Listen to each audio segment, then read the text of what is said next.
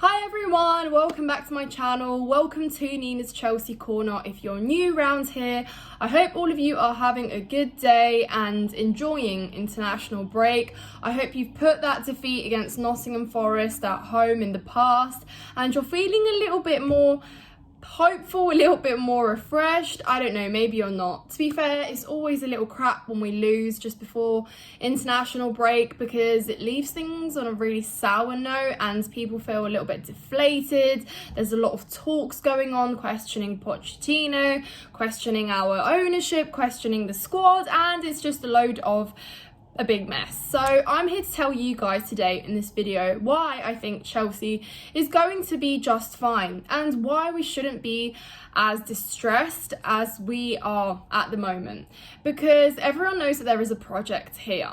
However, the only reason that things are so amplified right now in terms of we're being a little bit less patient is because of the amount of money we spent. So yes, of course, there's the argument that we must give time to Pochettino to gel this squad, work out who fits where and implement a system. We also believe and like to think that we've got enough quality there in the squad at the moment, despite age and how new they are into the team, to be able to beat the teams that we have struggled to beat this season or at the start. And yes, we are 4 games in, but we are also 4 points. And it's been, if we kind of look back to see how those games went, yeah, opening fixture against Liverpool, I thought that was a really positive game. Take the 1 point. A good start to the season, in my opinion. Then, not quite what we expected at the London Stadium. Got beaten by West Ham against a 10-man West Ham and struggled to break down a low block. So that was the first time that we saw that.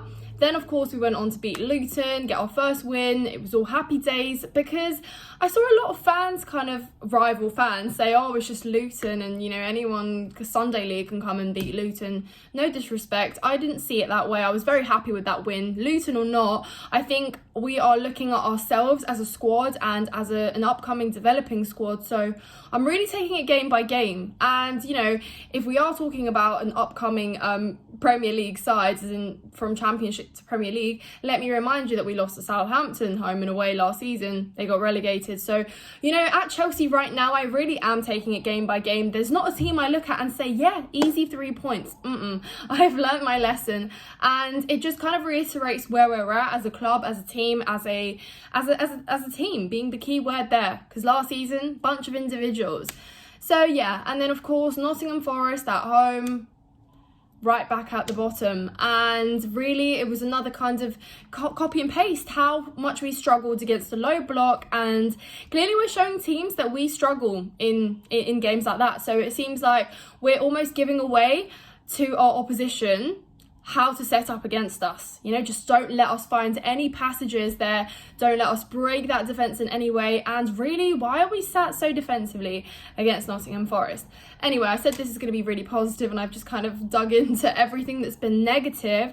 However, when you really see those little kind of glimpses of good things that we see on the pitch, it tells you why we have brought the players that we have in. Because yes, we have spent so much money, but we have paid for potential. That is the key word there. Yes, we've brought in quality, but it's not exactly like we've brought in well-established players. We've brought in world-class players that, you know, have been playing at that level for 6, 7, 8 year deals. No, we have brought young players, 19, 20, 21-year-olds. You've already seen the statistic of the average age of a Chelsea player at the moment. It's astounding, but that is the reality. We paid for potential. You know, 115 million for Caicedo, a player that absolutely, you know, set such a high standard for himself following from the season that he played at Brighton, had the top 6 teams interested in him from the moment the transfer window opened, you know, swooping in and coming in. Liverpool offering 111 million for him. Those things kind of point to you that, you know, clubs identify that he is a project for the long term and for the future. So yes, you're paying because of something that you've seen has looked good on the pitch, but you're also paying because you see that player progressing and improving and developing in the future to become the player that he is. So essentially, you know, a lot of people said, yes, we overpaid, and yeah, okay, we did pay a very big fee for him, but it's more for the future. And you can't expect him, having not even played football, not even trained, to come in and straight off the bat make that impact that we have been wanting to see. And yeah, as good as it may have been for him to be excellent in the run of games that he's had now, which is not even a run of games, he's played like, what, 2 games? And it's very easy for a rival fan to put him in the spotlight and say, wow, yeah, 115 million, there we go, gave the ball away and you conceded, 150 million there, losing that ball. And it's just like so draining. But the reality is, guys, we did this to ourselves, and it's not necessarily a bad thing. You've just got to be able to put up with it. Yes, we have paid money, but for us, it's a future project. You know, a lot of people didn't expect that the clear out would happen this quickly as it did. You know, how impressed were we that the clear out happened as quickly as it did. I've just repeated myself twice there, but and we got rid of midfielders that perhaps needed to leave a couple seasons ago and were really holding us back from pushing to be at that top level, competing for top 4, to compete in titles consistently. We knew that it needed refreshment, and how quickly did we make that change? So you can't expect that we have made these massive changes. If you look back at our midfield last season, look at our midfield now, it's totally different. I mean, who is it? It's just Conor Gallagher now that's left from that old Chelsea side there. So how can you expect that things happen as quickly as they do? And as much as Pochettino is a class manager, and I firmly believe that, we've got to back the manager. He has showed that he knows what he wants to do with Chelsea. Yes, he has just said some glorious words that we have loved to hear, but it's also about the actions, and it's what you see on the sidelines, and it's what you see in the press conferences. It's where he takes notes about what has gone wrong, and it's how he makes it better. So yeah, nobody expected, well, I'm sure a lot of people did expect, or hoped at least, that things would just, you know, happen off the bat. Yes, you've got that billion pound squad there. Play good football, be exceptional, don't concede goals, bash in 5-6 goals a game, be at the top of the table from the start of the season. And as much as we would love that to be the case, it's not as easy, guys. These are young players, and I'm going to keep emphasizing my point. It's potential. Why do you think they've come in for 6, 7, 8 year deals? Why have we handed out these contracts if we're expecting that they come in and we win the league this season, or we are, third in the Premier League right now, or we're winning consistently and invincible for 10 games straight? It doesn't quite make sense, because this was always a project, and as soon as the takeover happened last season with Bowley, yes, of course, the first mistake that happened was appointing Graham Potter for this project. That is literally the first mistake that was made. It is why the project was put on hold last season. It is why it's refreshed this season. And yes, as much as we would love to see these results, performances are the key thing here. So as long as we see improvements in performances, see certain players get used to playing with each other, find these link-ups, etc., then great. But we have gone through far too much change, guys, at once in a very short amount of span, stretching from the backroom staff, training staff, players, coaching assistants. Too much change at once for this to already be a cohesive collective that is incredible. It takes years to build that, guys. And why are we acting like it hasn't been the case in other clubs that have stuck behind their managers and that have really let these projects become what they have been by going through these bad moments, by going through these rough patches?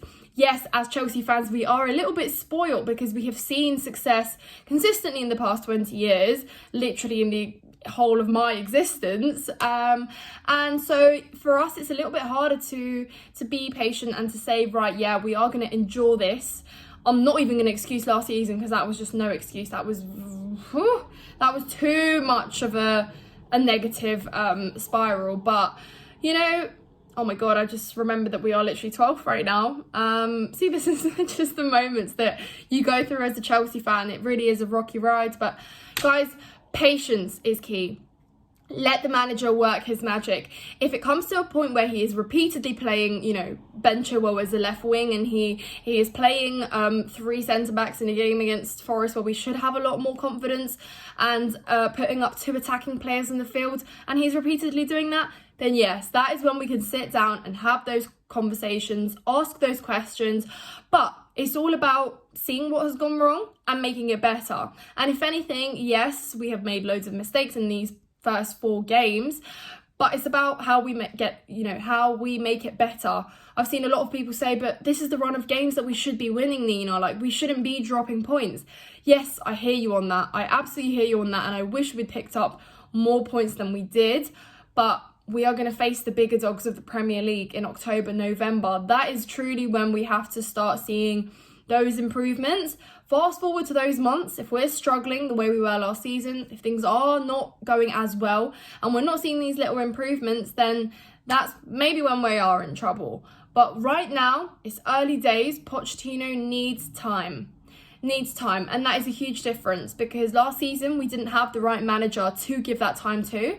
This season we do. So we have to back our manager. We have to choose to believe that he knows what he is doing, and we've got enough quality there to be able to compete, for top 4, to push for top 4, to have a go at the domestic cups as well is something I would like to see. But you see the passion there. You see players have burning desire to prove themselves on the pitch. You see them smiling. You see them coming to Chelsea, choosing Chelsea, because why would they be choosing Chelsea if they don't believe that there's a project there? Why are they wasting or locking themselves up in 7, 8, 9-year deals if they don't believe that something is there? They know that they're coming this season, not being in Europe, but trying to get back into Europe. That is a big ask to have. After going through so much transition, we saw that we've been great in the transfer window. We're making all the right decisions, bringing in the top players, addressing the areas across the pitch that we do. Yes, not everything is going to be perfect, but we must believe that there is a big ambition there. Pochettino recognises that first and foremost. He knows we're not in a stage where Chelsea deserve to be. Potter didn't recognise that last season. He didn't really see a problem in anything. If you ask him, he could have gone another 12 games and played the exact same formations that he did and made the same tactical errors repeatedly, because for him, the boys giving it their all is just enough. And hopefully we see that Pochettino is demanding that little bit extra there and working with our players. So I could be delusionally optimistic, guys, but it's what I choose to believe, and it's what I choose to think, that we've got a project here that is worth being patient for, and let's actually give time to make this project a prosperity in the long run. Wow, I've really not taken the breath, have I? I can already smell the Nina breathe comments.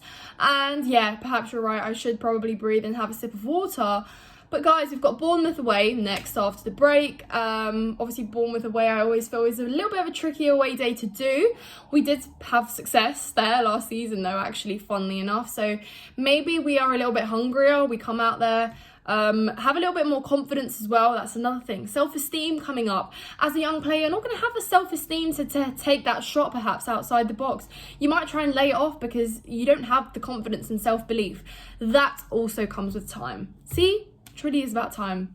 And yeah, so thank you so much, guys, for watching this video. If you agree or disagree with anything, and if you think I'm just being delusional, also do let me know. I still choose optimism before anything else. 4 games in, up the Chelsea. If you haven't subscribed to my channel, please do so already, guys. Like, comment, and I will see you in the next one. Thank you so much.